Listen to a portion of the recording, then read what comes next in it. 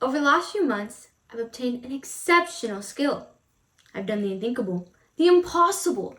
An achievement painstakingly sought after by parents and educators alike has been gracefully accomplished by me, a mere 15-year-old.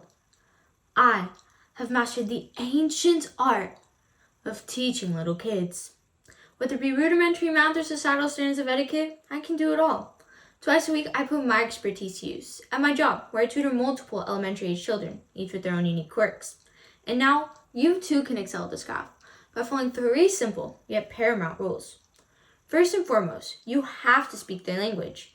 No, I don't mean somehow comprehending their playground gibberish. I can't even do that. Besides, that can always be solved with the life-saving smile and nod. What you do need to do is understand the references they make and be aware of their possible interests. You have to know all the latest and hottest trends taking over the treacherous realm that is elementary pop culture. While knowing the basics of a game like Minecraft may seem pointless to you, it could quite possibly mean the difference between a successful or failed lesson. That child that walks in wearing a Minecraft face mask may be reluctant to count how many apples they see on a page. However, if we change those apples to a Minecraft creature like creepers, well then now we're talking. It's quite simple, really. You have to make learning interesting from the perspective of the child. And one of the easiest ways to do that is by integrating things they enjoy engaging with in their leisure time. Our second rule, monkey see, monkey do. You may think that you're safe to have a quick conversation with a teacher friend or anyone else in the same position as you.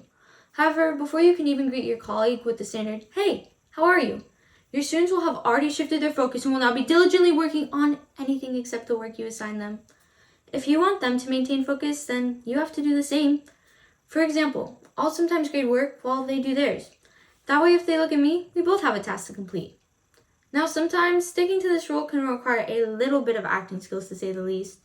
So if you accomplish this task by pretending to answer very important emails on your computer, while in actuality you're playing Candy Crush, then I'm not one to judge.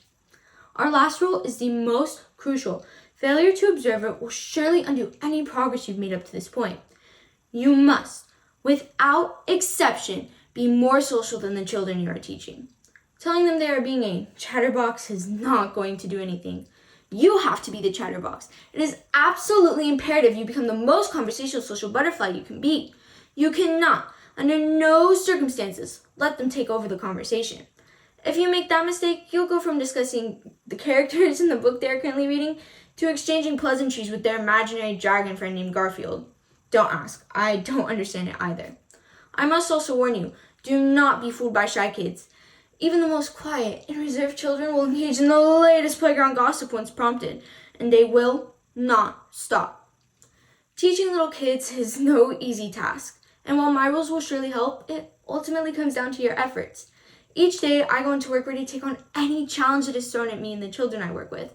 And while there have definitely been obstacles, I've been lucky enough to celebrate a large variety of learning accomplishments with the children I tutor. I've come to enjoy teaching kids, even if that means reading the same pinkalicious book to the same little girls every single week. At this point, I know that book better than I know the back of my own hand. Despite all the struggles, I now take pride in teaching little kids. After all, I'm educating the future of society, and to me, that's pretty remarkable.